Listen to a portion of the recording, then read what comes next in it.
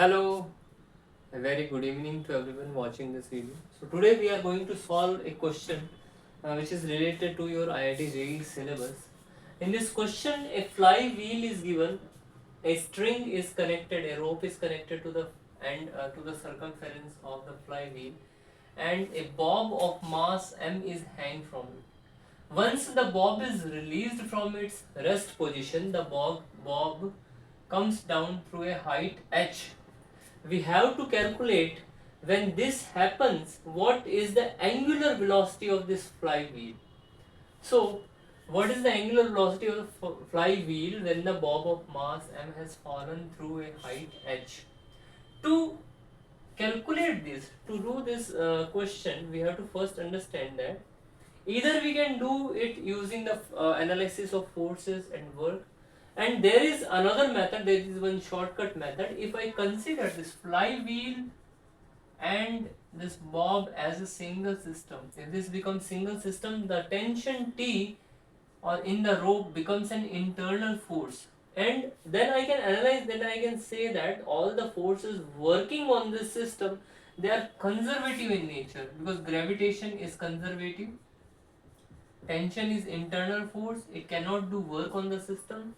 Friction is absent because the question gives no information about the friction, so we can assume that all the surfaces are smooth and there is no non-conservative force. So under the influence of conservative force, I can say that total kinetic energy, total mechanical energy is conserved.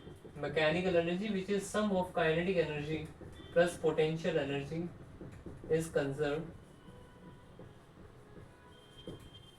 At this position, before the release of this bob m, the potential energy, I will assume that the potential energy is 0 for this position, and the potential energy at this position when the bob has dropped through a height of h will be minus mgh.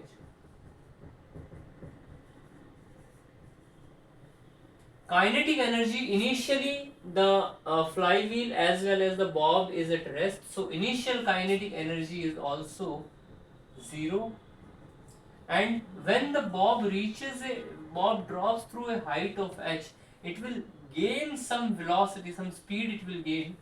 So accordingly at this position my kinetic energy will be half mv square.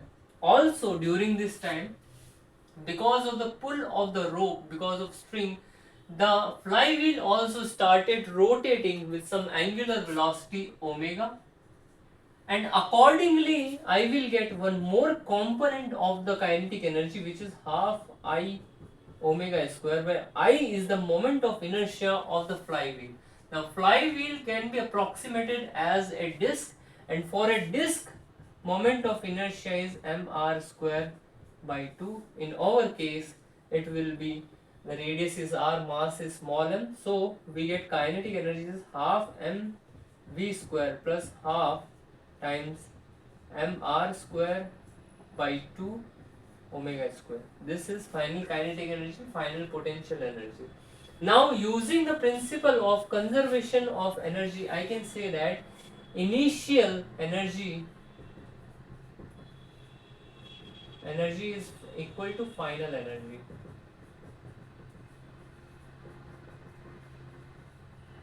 And that initial energy is potential energy plus kinetic energy, which is 0. Finally I have some potential energy minus mgh, and corresponding kinetic energy is half mv square plus half mr square by 2 omega square.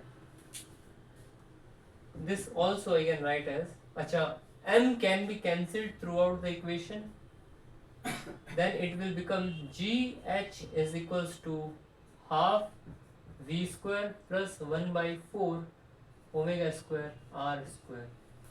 Now if I observe the circular motion of the flywheel, I can say there is no slipping, the rope is not slipping on the flywheel. So any element over here on this circumference will, if it has a velocity v, that is the same velocity with which the rope is moving downwards. And I can also say this is the same velocity with which mass m will be moving downwards v. So this velocity v will also be velocity of any point on the circumference of the flywheel. And from circular motion we know that the relation between angular velocity omega and velocity v of any point on circumference is v equal to r omega. Using this relation I can modify this equation as gh is equals to half times r omega whole square plus 1 by 4 omega square r square. So that is omega square r square that is common, r square omega square is common, and it is 1 by 2 plus 1 by 4, that is 3 by 4 r square omega square.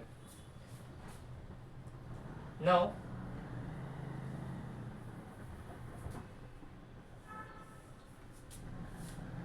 I can take this 4 by 3 on this side, then it will become 4 by 3 gh equal to r square omega square, dividing whole equation by r square, 4 by 3, or I can take square root gh equal to r omega. If I divide both the sides by r, then it will be root 4 by 3 gh is omega. Angular velocity of the flywheel when the object of mass and when the bob of mass m dropped through height h is 1 by r square root of 4 by 3 gh. That is the answer. I hope this concept is clear. So it is the choice of system depends on our convenience. It is very necessary that you understand this concept to simplify the questions which come in exam. Thank you very much.